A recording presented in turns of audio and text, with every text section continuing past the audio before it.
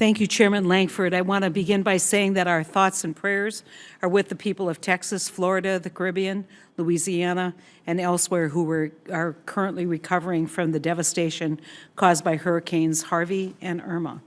The road to recovery will not be easy, but the good and brave work that's being done first by our local responders, but everyday citizens as well as the men and women of FEMA is a testament, I think, to America's strength and resiliency.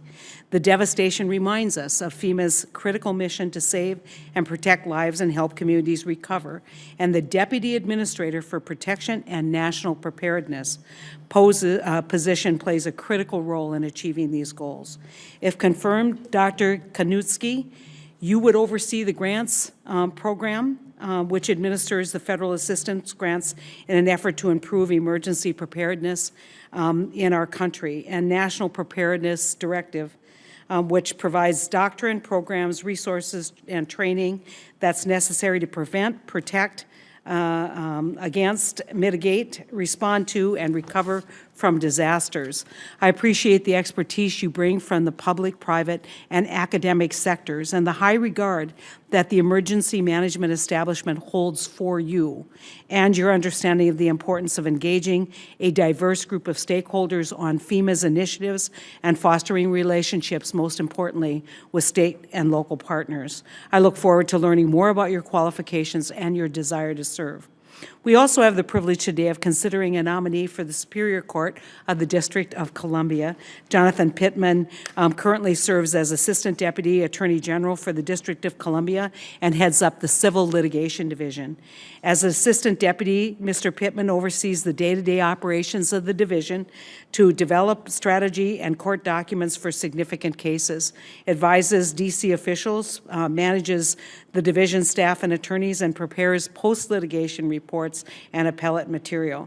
Mr. Pittman, we truly do appreciate your willingness and interest in serving as a judge, and we look forward to learning more about your qualifications. We also want to acknowledge a special guest, and obviously speaking to your incredible qualifications, the Chief Judge, Robert Morin, is here with us, Chief Judge of the Superior Court. You are lucky to, I know how incredibly busy that court is. And it speaks volumes to us here on this side of the dais that you're willing to take time out of your schedule to support this candidate. I think collegiality on the courts among the judges is so critical to making sure that the best and brightest continue to participate. So thank you, Chief Judge, for joining us. So I want to thank both of the nominees for their willingness to serve the citizens of this great country, and I look forward to your testimony.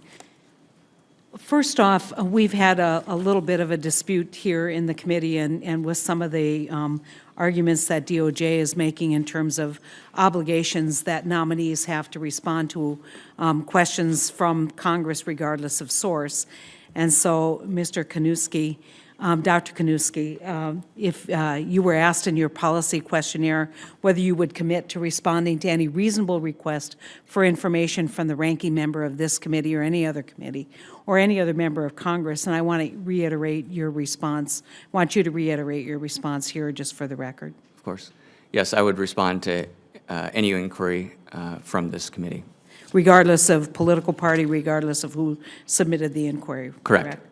One of the great challenges that we've had over the years has been kind of this morphing, I think, of preparedness, where you don't really even see lines of demarcation between the federal government and state and local government, and it has been a good thing, in my opinion.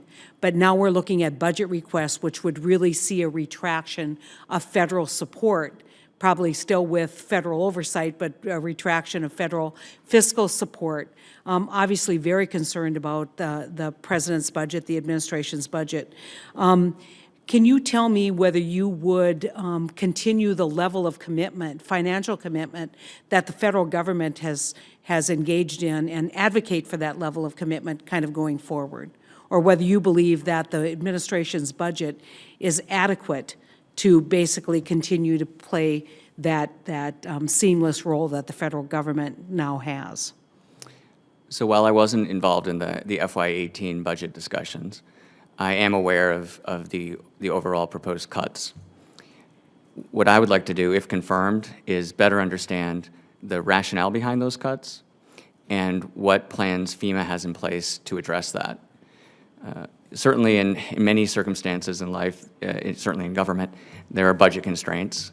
And I can only pledge to you that if I face a budget constraint, if confirmed, I will make sure that FEMA does everything they possibly can with those dollars, understanding as well that I will have an opportunity, I would hope, to voice my support for something I've been very open about during my career, which is that federal grants have had a positive impact on state and local preparedness since 9/11, and that we are better prepared today than we were then because of those grants.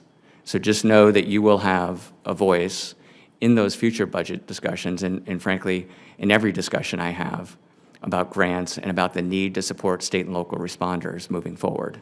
I couldn't agree with you more. When we had the Grand Forks flood, I recall vividly dusting off the shelf, the flood preparedness plan, which had collected about that much dust, and realizing it was no longer relevant. But because we didn't have an ongoing and concerted effort to deal with flood mitigation and flood response, that left us scrambling. And I think that with FEMA's involvement since that 97 event and then going into 9/11 and going into now what we see these catastrophic hurricanes, Katrina, now we have Harvey and Irma, it is hardly a time to retract preparedness.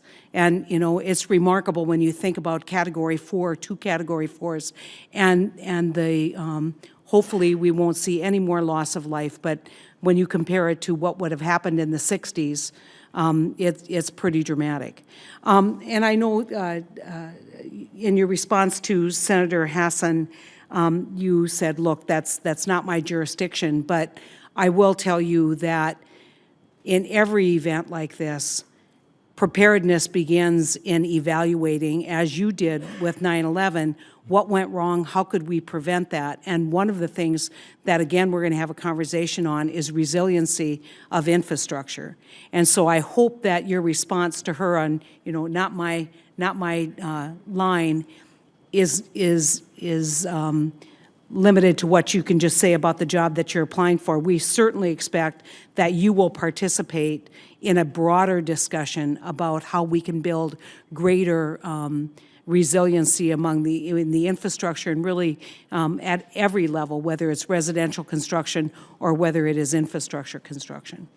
Yes, ma'am. And to clarify, my response was regarding flood and mitigation, which are a focus of a different FEMA division. But absolutely, I am very passionate about building resiliency in communities and understanding the risks they face and building appropriate preparedness programs to help those state and local officials deal with those risks they face. So you can count on me on voicing those After the flood, I had an opportunity to I was Attorney General in North Dakota. I had an opportunity to talk to the Attorney General in Florida, who told me of the shoddy construction in the rush to rebuild, the rush to recovery. And I think it's really critically important that we all work together to make sure that people who are doing flood recovery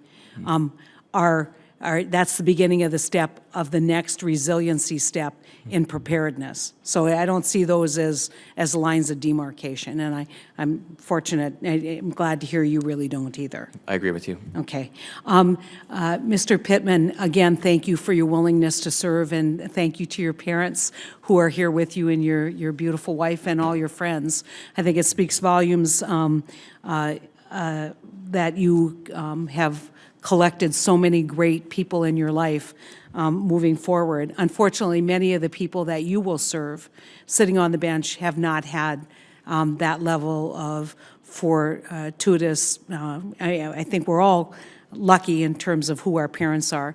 What do you think is a single life experience that you've had that has prepared you to sit in the District of Columbia on the bench, serving the people of the District of Columbia?